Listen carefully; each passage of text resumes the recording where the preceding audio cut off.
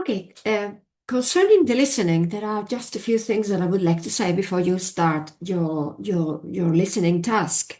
I would like to highlight that probably up to now, what you know about phonetics is mainly based on sounds, which is not a bad thing. But from my point of view, one of the most important things about English pronunciation is not sounds or not so much other level of sounds as at the level of sentence stress. Why? Because English people usually speak in utterances, which they call. Let me share the screen.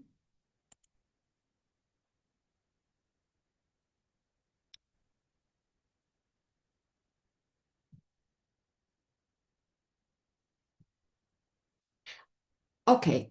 Uh,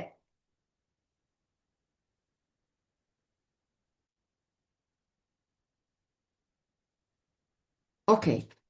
So they usually speak in utterances or small chunks, which they call tone units. These tone units are groups of words that work as a unit.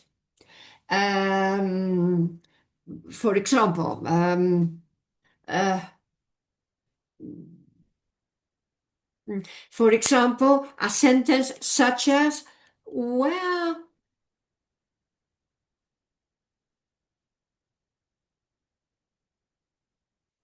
as this. It is a tone unit because you are not expected to stop. Where do you spend your, I mean, that's a segmented, uh, wrong pronunciation pattern. So you are expected to read the whole sentence in a chunk, as if it were a very long word. This is the way they speak. Is that important? It is important because the rhythm, English rhythm, is not exactly the same as Spanish rhythm. Spanish rhythm is they usually, when they have to define Spanish rhythm, they say we have a rattling rhythm pattern or rhythmical pattern. Why? Because every single syllable sounds in the same with the same prominence with the same importance. Del salón en el ángulo oscuro, de su dueño tal vez olvidada. I mean, every single syllable sounds with the same prominence. So they say we have a rattling rhythm. But English has a different rhythm. It has what they call a bouncing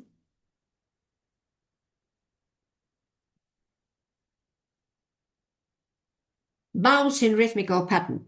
Why? Because there are some words that sound with more prominence and there are some other words that sound with less prominence. For example, those words with prominence are usually the ones that carry the most important bits of information of the whole tone unit. And usually the most important word is the last accented stressed word. So just by hearing the stresses, you can thread up a message and it will, in a way, it's like a telegram. It will convey the message and you don't need the grammar words, which you can fill in with automatically. For example, in this sentence, it would be where spend weekends. So the sentence would sound, let me, if you like, let me well, never mind, never mind. Let's leave it like that. So, if I keep a rhythm like this, where do you spend your weekends? Where spend weekends? So I have to put the to fill in the gaps between the stresses, the snaps, with the rest of words, which means that sometimes I have more than one word and I have to compress the word in order to make it fit in the gap left between two stresses. Where do you spend your weekends? So that's okay when my sentence is short, but when my sentence is longer, for example.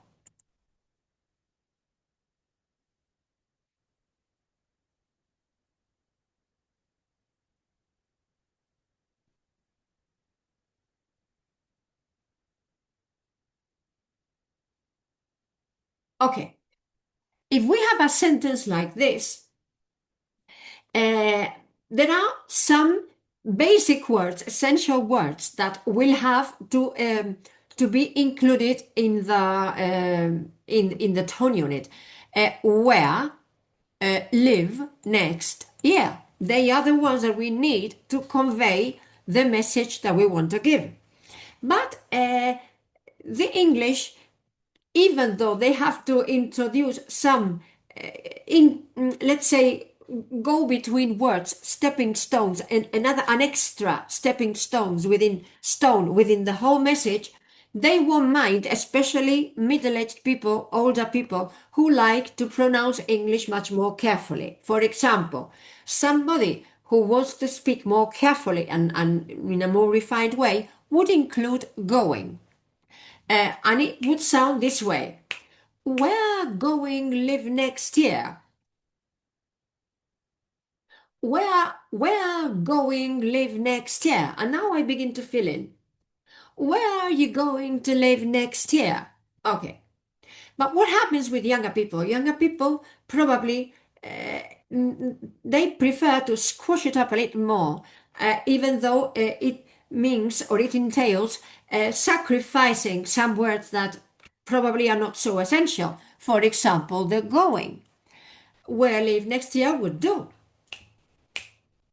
Where live next year? Where live next year?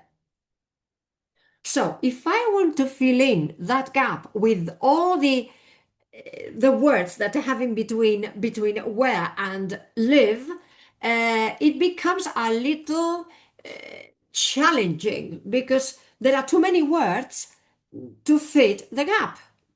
I don't know whether 30-second gap or 20-second gap. I don't know. The thing is that in order to do that, most of the times, native speakers squash the pronunciation of that group of words to make it fit into the gap. For example, where are you gonna live next year? So you cannot expect to hear going because they really never pronounce going. Where are you gonna live next year? And from that squashing comes the typical gonna that you sometimes see spelled, because sometimes young people spell it the way they pronounce it. And they lose track on the real correct spelling of words because they try to reproduce graphically, they try to reproduce the way the word such as they pronounce that word, not such as it should be read or should be spelled. What happens that when instead of only one sentence I have to give you several sentences in a row, uh, and you have to decipher to figure out what the whole message of my sentence is, a native speaker might do this kind of self-complete, automatic self-complete that sometimes our computers do because they master the language pretty well. But we do not happen to master the language so well. So our filling in is not so automatic. We take some time in deciphering, processing the information and figuring out what sort of words might be between one and the other. And let's say words pile up in our minds and we cannot keep pace with the listening that we are doing. And on top of that, sometimes language provokes what is known as a connected speech phenomena. Connected speech means that the borderline or the boundaries between words provoke a certain change of sound to link without to glide between one word and the next, to create a soft transition rather than an abrupt transition between one word and the next, because sometimes the pronunciation of all the words, of all the sounds, when it's a vila and then you have to come to the front of your mouth, it becomes a little jerky. So they put a, a, a mid sound that makes the transition smoother. For example,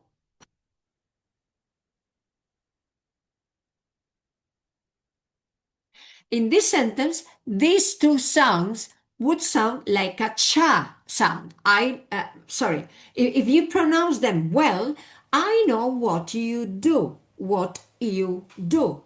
So, but there is some kind of a sudden movement when you pass from the ta to the ya. So what do? They transform it into a cha sound. I know what you do in such a way that it sounds like what you or what you, something like that. Apart from that, sometimes those mm, this blurring of the border of the boundaries between words might provoke confusion. For example, uh,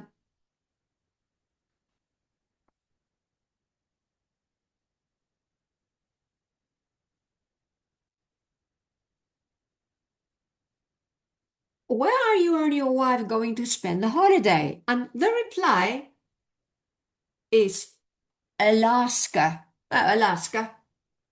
Alaska, you might understand Alaska, or I'll ask, huh?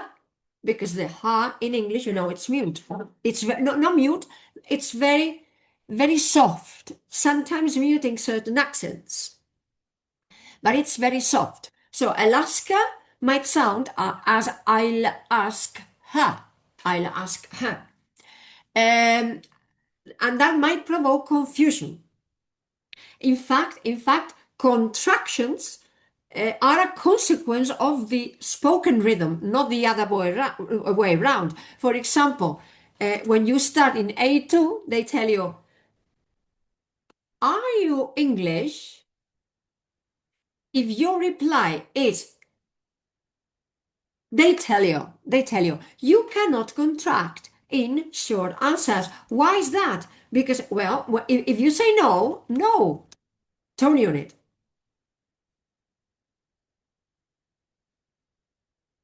Or for example,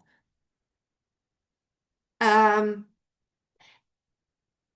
well, I continue with this sentence. No, I'm not.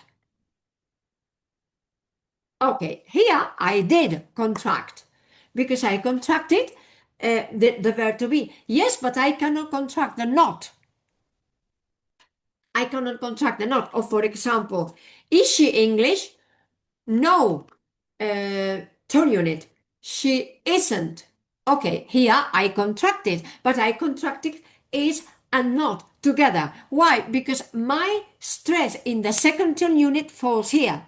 But what happens when the sentence, when my reply is affirmative? Yes, I, I am. You cannot say I'm. Yes, I'm, because you have nothing, no element to lean on. Um, yes, I'm English. Okay, but the short answer would be yes, I am. And you cannot say yes, I'm, because you have nothing to lean on. So you cannot contract. Um, and nevertheless, with the negative, you can contract because you have the not. Or if you have the isn't in itself is an element on which you can lean. So rhythm is quite important. And that rhythm might cause change of sound. What sometimes, for example, there are lots of consequences that might be derived from disconnected speech, like elision, like assimilation. Give me, give me, give me, give me, give me your love tonight. I mean, give me is a case of assimilation, for example. Um, Or, or for example, watched kettle never boils. I don't think people pronounce watched kettle. So probably what they say is watch kettle, because it is very difficult to pronounce the ta sound in between the other two consonant sounds. So that sentence stress provokes changes in the sounds, and sometimes the boundaries between words are difficult to detect. Especially when there might be confusion with another kind of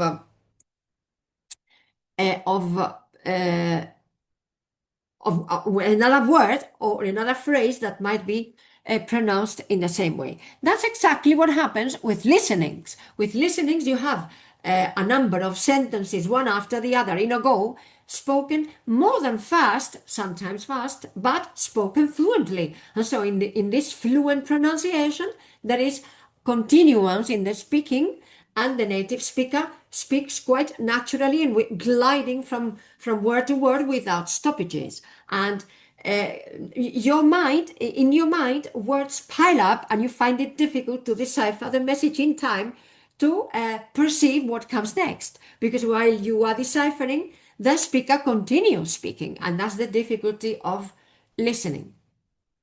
So one of my pieces of advice, particularly with my lower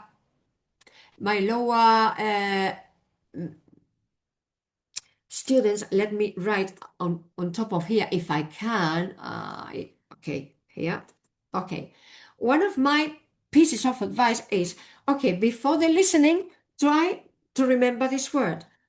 High, pre, not. What do I mean by that? I mean highlighting,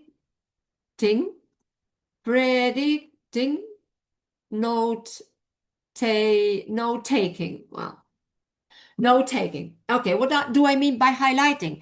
If you have a multiple choice, uh, highlight the most important word in the question and in the answer. For example, spend weekends would be, or live next year.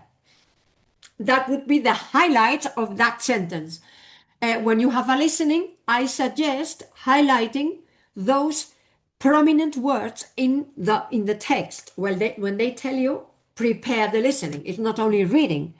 Highlight those important words. Then predict. Why predict? Because obviously you cannot expect to hear the same literal verbatim text that you have in the exam paper on the exam paper. They are going to reframe that thought somehow. So try to anticipate how you think they might rephrase that idea, or what different synonyms you have to express the same idea. Uh, Try to review them all a little before the listening to anticipate what they might say if they say that, uh, or what synonym they might give, so that you are not at a loss when you hear it and you do not recognize what they said. And then note taking, what I mean, I know it's difficult, but what I mean is that sometimes I think it would be much more effective if we forget about the questions, we simply listen, and we take notes about what we hear, notes based on the highlights that we have read in the text quickly. And then when they give you time, comparing my notes with the questions. Because sometimes I think trying to follow the question that corresponds to what I understood makes you waste time while the speaker continues speaking, and probably it is hardly helpful. It is hardly helpful. And I think that if you simply concentrate on what you are hearing, and you take down notes, quick notes, telegramic notes, simply to remember the information, only that, and then to contrast the questions with your notes, probably you will find it easier. I don't know. I think you have to test it out yourselves and see what adapts to your way of of doing the exercise in a more successful way. So I hope this more or less helps you a little. Anyway, listenings are always a little bit challenging, particularly because of the questions more than because of the audio, considering that sometimes there are background noises that make the audio a little bit more difficult to grasp, but to make out. Listenings are always a challenging thing, which depends on that moment, but probably practice makes a master. You will get probably more skillful at doing it successfully if we practice a little. So my intention is that every week I will give you a listening for you to do and see whether we can in a way find the strategy that best suits our way of understanding the language.